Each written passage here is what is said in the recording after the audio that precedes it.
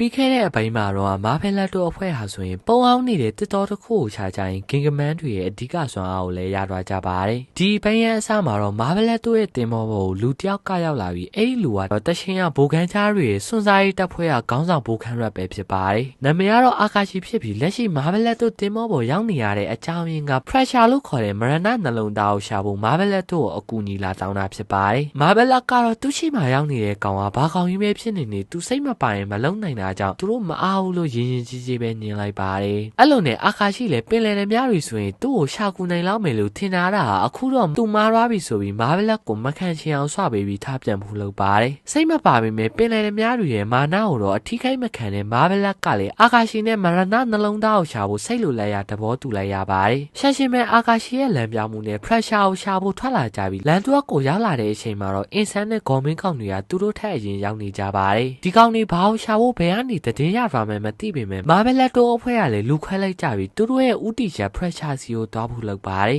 အဲ့လိုနဲ့ဂျိုးဟာကစေအိုင်မင်းနဲ့ဂိုင်းတို့၄ယောက်ကဇန်ကရက်ဂေါ်မင်းကောက်နေနဲ့တိုက်ခိုက်ဖို့လုပ်ကြပြီးမာဘလက်လူကာနဲ့အာကာရှိတို့၃ယောက်ကတော့ pressure စီကိုဥတီပြီးသွားကြပါတယ်တွိုင်းဂွန်ကြီးတစ်ခုနာကိုရောက်လာတဲ့အချိန်မှာတော့သူတို့ထက်အရင်ရောက်လာတဲ့ဂေါ်မင်းကောက်တွေကဒဏ်ရာတန်ရှက်အပြည့်နဲ့ရှော့ကုန်ကြတာကိုတွေးလိုက်ရပါတယ်မာဘလက်တို့အဖွဲ့ကလည်းစိတ်ဝင်စားစရာကောင်းလာတယ်ဒီကူတဲ့ဂယူးတစ်စိတ်ဝင်ကြရင်ပိတ်ထားတဲ့ကြောက်တကားကြီးကိုတွေးလိုက်ကြပြီးအဲ့ဒီတကားကိုဘယ်လိုဖွင့်ရမလဲဆိုတာကိုခြားကြပါတယ်စွန်စားရေးခီးစင်တွေဝါဒနာအရာကိုအတွေးကြုံအရာပါနောကြည့်နေတဲ့အာကာချီကတော့အလေးချိန်တစ်ခုရှိနေမှဖွင့်လို့ရမယ့်တကားခလုတ်ကိုတွေးလိုက်ရပါတယ်မာဘလက်ကလည်းရှက်ရှင်းမဲ့အမိုးပေါ်ကကြောက်သားကိုအလေးချိန်ရှိတဲ့ကြောက်တုံးတစ်ခုအဖြစ်ပုံဖော်လိုက်ပြီးကြောက်တကားကြီးကိုတတ်တရပဲဖွင့်လိုက်ကြပါတယ်ဒါပေမဲ့သူတို့၃ယောက်ကကြောက်တကားကိုဖွင့်နိုင်လိုက်တာနဲ့သူတို့ထက်တယောက်ကအရင်ရောက်နေပြီးမာရဏနှလုံးသားကိုကင်ထားပါတယ်နှလုံးသားထွက်ပေါ်လာတဲ့အလင်းတန်းတစ်ခုနဲ့အတူဘာမှမသိရတဲ့အဲ့ဒီကောင်ကြီးကကျွန်တော်တို့ရဲ့တခင်ရှင်တန်ထမြောက်လိုက်ပါတော့ဆိုတဲ့စကားနဲ့အတူတေးပြီးသားတကောင်ကောင်အသက်ပြန်တွင်လိုက်ပါတယ်အဲ့လိုနဲ့ဘူခန်းကြားတွေရဲ့တခစ်တခါတော့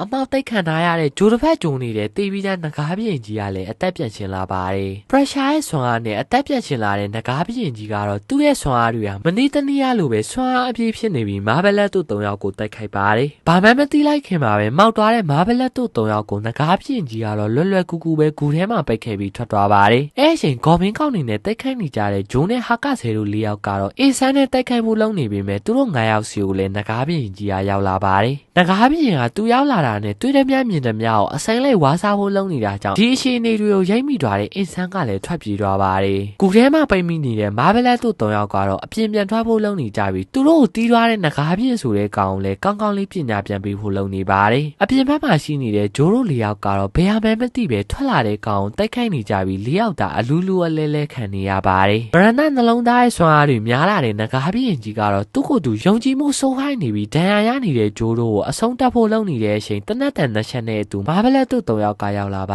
တယ်ဘဒူးစီမှာဘလောက်ပဲအတီးခတ်နေရပါစေအတူတကွာတာဆိုရင်အင်အားပြန်ပြီးလာကြတဲ့ဂိုဂိန်းကြားတစ်ဖြစ်နဲ့မာဘလက်တို့အဖွဲ့ကလည်းဂိုဂိန်းကြားအဖြစ်ပြန်ပြောင်းလိုက်ကြပြီးငကားပြင်ဆိုတဲ့ကောင်ကောင်းကောင်းလေးတက်ခိုက်ကြပါတယ်ဒါပေမဲ့မရဏဆွမ်းအားကိုရထားတဲ့ငကားပြင်ကြီးကတော့တော်တော်လေးဆွမ်းအားကြီးနေပြီးဖိုင်နယ်ဝေးတိုက်ကွက်နဲ့တောင်မနိုင်ပဲဖြစ်နေတဲ့အချိန်မာဘလက်တို့အဖွဲ့ကလည်းဂိုဂိန်းကြားအဖြစ်ပြောင်းပြီးတက်ခိုက်ပါတယ်အဲ့လိုနဲ့မာဘလက်ဦးဆောင်တဲ့ဂိုဂိန်းကြားအဖွဲ့ကငကားပြင်ကိုအတွဲညီညီနဲ့တက်ခိုက်ရင်မာဘလက်ကမရဏနှလုံးသားကိုပြန်ထုတ်နိုင်လိုက်ပါတယ်အားလုံးကတော့ပွဲပြီးပြီလို့ထင်ထားခဲ့ပြီးမြဲမရဏနှလုံးသားရဲ့ဆွမ်းအားကအကန့်အသတ်ကိုကျော်သွားတဲ့ငကားပြင်ကတော့ပြန်ထလာပြီးကြီးထွားခြင်းအသွင်ကိုပြောင်းသွားပါတယ်အဲ့လိုနဲ့မာဘလက်တို့အဖွဲ့ကဂိုဂိုင်းမက်ကစောပြောင်းလိုက်ကြပြီးဂိုင်းကလည်းဂိုဂျူရက်အသွင်ကိုပြောင်းပြီးငကားပြင်ကိုတူးပစက်ဝမ်းတက်ခိုက်ကြပါတယ်ဒါပေမဲ့သူတို့မကစောနှက်ကောင်ရဲ့တက်ခိုက်မှုတွေကတရားကနေအသက်ပြန်ရှင်လာတဲ့ငကားပြင်အတွက်ကတော့နည်းနည်းလေးမှတော့မဖြုံပဲဖြစ်နေပြီးမာဘလက်တို့အဖွဲ့ကလည်းဘိုကန်းကြားတွေရဲ့အဓိကဆွမ်းအားနဲ့တက်ခိုက်ဖို့လုပ်ပါတယ်မာဘလက်တို့အဖွဲ့ကဘိုကန်းကြားတွေရဲ့ဆွမ်းအားနည်းအောင်မကိုထုတ်သုံးလိုက်ကြတဲ့အချိန်မှာတော့ဘိုကန်းကြားတွေရဲ့ဒိုင်ဘူခန်းကြီးကထွက်လာပြီးငကားပြင်ကိုတိုက်ခိုက်ပါ